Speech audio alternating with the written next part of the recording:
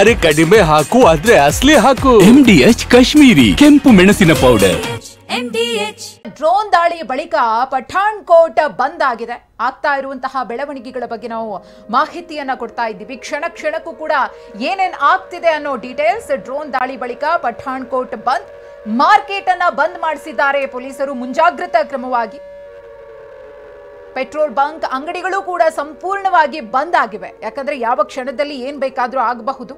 ರಾತ್ರಿ ಹೊತ್ತು ಡ್ರೋನ್ ಮತ್ತು ಮಿಸೈಲ್ಗಳ ದಾಳಿಯನ್ನ ಮಾಡ್ತಾ ಇದ್ದಂತಹ ಪಾಕಿಸ್ತಾನ ಇವತ್ತು ಜಮ್ಮು ಕಾಶ್ಮೀರದಲ್ಲಿ ಒಂದು ಭಾಗವನ್ನ ಟಾರ್ಗೆಟ್ ಮಾಡಿಕೊಂಡು ಬೆಳಿಗ್ಗೆ 5:45ಗೆ ದಾಳಿಯನ್ನ ನಡೆಸಿದೆ. ಅದು ಯಾವ ದಾಳಿ ಅನ್ನೋದು ಗೊತ್ತಿಲ್ಲ, ಯಾವುದರಿಂದ ಆ ಒಂದು ಅಟ್ಯಾಕ್ ಆಯಿತು ಅನ್ನೋದು ಗೊತ್ತಿಲ್ಲ. ಆದರೆ ನಾಗರಿಕರನ್ನ ಟಾರ್ಗೆಟ್ ಮಾಡಿಕೊಂಡು ಆ ಒಂದು ದಾಳಿಯನ್ನ ನಡೆಸಿರೋದಂತೂ ಪಕ್ಕಾ ಆಗಿದೆ.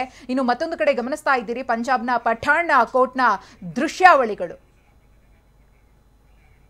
ಭಾರತ ಹೊಡೆದುರುಳಿಸಿದಂತಹ ಪಾಕ್ನಿಂದ ಡ್ರೋನ್ ಅಟ್ಯಾಕ್ ಆಗುತ್ತೆ. ಪಠಾಣ್ಕೋಟ್ನ ದೃಶ್ಯಾವಳಿಗಳನ್ನ ಒಂದು ಕಡೆ ಗಮನಿಸ್ತಾ ಇದ್ದೀರಿ. ನಿರಂತರವಾಗಿ ಡ್ರೋನ್ಗಳ ಮೂಲಕ ದಾಳಿಯನ್ನ ನಡೆಸೋದಕ್ಕೆ ಪಾಕಿಸ್ತಾನ ಮುಂದಾದಾಗ ಭಾರತೀಯ ಸೇನೆ ಅದನ್ನ ಯಶಸ್ವಿಯಾಗಿ ಹೊಡೆದುರುಳಿಸಿದೆ. ಮುಂದೆ ಅನಾಹುತ ಆಗಬಾರದು ಅಥವಾ ಪ್ರತಿದಾಳಿಯ ಭೀತಿ ಇರೋದ್ರಿಂದ ಸಂಪೂರ್ಣವಾಗಿ ಅಲ್ಲಿ ಮುಂಜಾಗ್ರತೆಯನ್ನು ವಹಿಸಿ ಪಠಾಣ್ಕೋಟ್ ಅನ್ನ ಬಂದ್ ಮಾಡಲಾಗಿದೆ. ಪೊಲೀಸರು ಕೂಡ ಅಲ್ಲಿ ರೌಂಡ್ಸ್ ಅನ್ನ ಹಾಕ್ತಿದ್ದಾರೆ. ಸಾರ್ವಜನಿಕರಿಗೂ ಕೂಡ ಮುಂಜಾಗ್ರತೆಯ ಮಾಹಿತಿಯನ್ನ ಕೊಡಲಾಗ್ತಾ ಇದೆ. ಗಿರೀಶ್ ಲಿಂಗಣ್ಣ ಅವರ ಜೊತೆಗೆ ನಾವು ಮಾತುಕತೆಯನ್ನ ನಡೆಸ್ತಾ ಹೋಗೋಣ. ಸರ್, ನಾವು ಮಾತನಾಡ್ತಾ ಇದ್ವಿ ಸಾಕಷ್ಟು ವಿಚಾರಗಳ ಬಗ್ಗೆ. ಈ ಪಾಕಿಸ್ತಾನ ಯಾವ್ದಾವುದನ್ನ ಟಾರ್ಗೆಟ್ ಮಾಡ್ಕೊಂಡಿದೆ ಅಂತ ಹೇಳಿ ಭಾರತೀಯ ಸೇನೆ ಕೂಡ ಪ್ರೆಸ್ ಮೀಟ್ ಮುಖೇನವಾಗಿ ನಮಗೆ ಮಾಹಿತಿಯನ್ನ ಕೊಟ್ಟರು. ಇನ್ನು ನಾಗರಿಕರನ್ನ ಅವರು ಟಾರ್ಗೆಟ್ ಮಾಡ್ಕೊಂಡಿರೋದು. ಈಗ ಆಲ್ರೆಡಿ ಫಿರೋಜ್ಪುರದಲ್ಲಿ 3 ಗಾಯಗೊಂಡಿದ್ದಾರೆ. ಒಬ್ಬರ ಕಂಡೀಷನ್ ಕೂಡ ಕ್ರಿಟಿಕಲ್ ಆಗಿದೆ. ಭಾರತದ ಈ ಒಂದು ಸೇನೆಗೆ ಪ್ರತ್ಯುತ್ತರವಾಗಿ ಪಾಕಿಸ್ತಾನದಿಂದ ಏನೂ ಕೂಡ ಉತ್ತರ ಸಿಗ್ತಾ ಇಲ್ಲ. ನಮಗೆ ಸಂಪೂರ್ಣವಾಗಿ ಅದನ್ನ ಕುಗ್ಗಿಸುವಂತಹ ನಿರಂತರ ಪ್ರಯತ್ನ ಭಾರತದಿಂದಲೂ ಕೂಡ ಆಗ್ತಾ ಇದೆ. ಅದನ್ನ ತೆಗೆದುಕೊಳ್ಳೋದಕ್ಕೆ ಪಾಕಿಸ್ತಾನಕ್ಕೆ ಸಾಮರ್ಥ್ಯ ಇಲ್ಲ ಅನ್ನೋದು ಕೂಡ ಗೊತ್ತಾಗ್ತಾ ಇದೆ. ಮುಂದಿನ ದಿನಗಳಲ್ಲಿ ಈ ಪಾಕಿಸ್ತಾನದ ಹೆಜ್ಜೆ ಹೇಗಿರಬಹುದು ಅಂತ ಹೇಳಿ ಒಂದಷ್ಟು ಮಂದಿ ಹೇಳ್ತಿದ್ದಾರೆ. ಸದ್ಯಕ್ಕೆ ಪಾಕಿಸ್ತಾನವೂ ಕೂಡ ಟ್ರಯಲ್ ರೀತಿಯಲ್ಲಿ ತನ್ನ ಬಳಿ ಇರುವಂತಹ ಕೆಲವೊಂದು ಸಣ್ಣ ಪ್ರಮಾಣದ ಮಿಸೈಲ್ಗಳನ್ನ, ಡ್ರೋನ್ಗಳನ್ನ ಬಳಸ್ತಾ ಇದೆ. ಟೈಮ್ಗೋಸ್ಕರ ಅದು ಕೂಡ ಕಾಯ್ತಾ ಇದೆ ದೊಡ್ಡ ಮಟ್ಟದ ಒಂದು ಅಟ್ಯಾಕಿಗೆ ಅಂತ ಹೇಳಿ. ಇದನ್ನ ಹೇಗೆ ಒಪ್ತೀರಿ ಅಂತ ತಾವು? ನೋಡಿ, ಈಗ ಗ್ಲೋಬಲ್ ಟಾಕ್ಸ್ಗಳಲ್ಲಿ ಈ ಡಿಪ್ಲೊಮ್ಯಾಟಿಕ್ ಚಾನಲ್ಸ್ ಓಪನ್ ಆಗಿ ನಡೀತಾ ಇರತ್ತೆ ಮಾತುಕತೆ.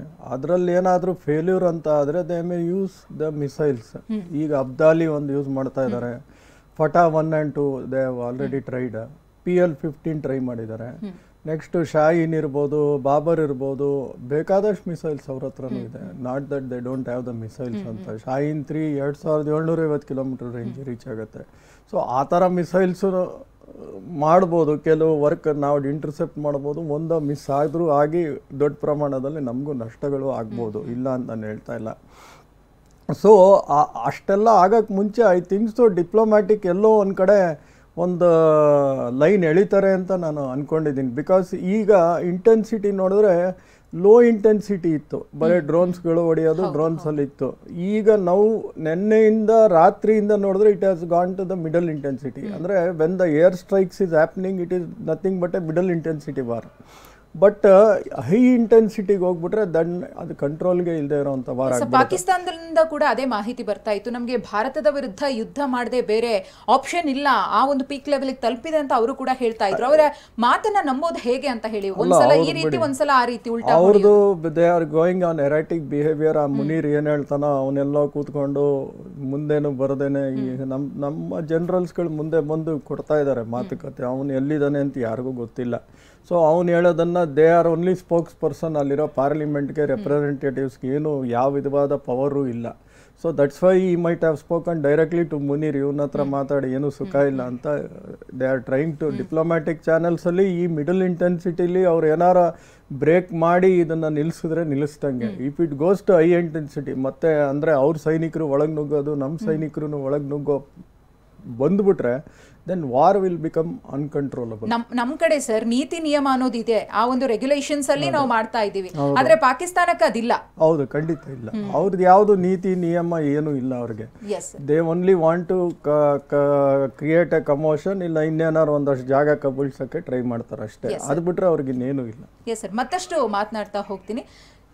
ನಾವು ಸಾಕಷ್ಟು ವಿವರಣೆಗಳನ್ನ ಕೊಡ್ತಾ ಇದ್ವಿ. ಅತಿಥಿಗಳು ಕೂಡ ನಮ್ಮನ್ನ ಜಾಯ್ನ್ ಆಗಿ ಒಂದಷ್ಟು ವಿಶ್ಲೇಷಣೆಗಳನ್ನ ಮಾಡಿದ್ರು. ಮುಂದೆ ಏನಾಗಬಹುದು, ಈಗ ಆಗ್ತಾ ಇರುವಂತಹ ಬೆಳವಣಿಗೆಗಳಿಂದ ಯಾವ ರೀತಿಯ ಪರಿಣಾಮ ಆಗಬಹುದು ಅನ್ನೋದ್ರ ಬಗ್ಗೆ ಸಂಪೂರ್ಣ ಮಾಹಿತಿಯನ್ನ ನಮ್ಮ ಜೊತೆ ಹಂಚಿಕೊಂಡಂತಹ ಅತಿಥಿಗಳಿಗೆ ಕರ್ನಲ್ ರಮೇಶ್ ಅವರಿಗೆ, ಮಂಜುನಾಥ್ ಅವರಿಗೆ, ಗಿರೀಶ್ ಲಿಂಗಣ್ಣ ಅವರಿಗೆ ಧನ್ಯವಾದಗಳು. Thank you so much sir.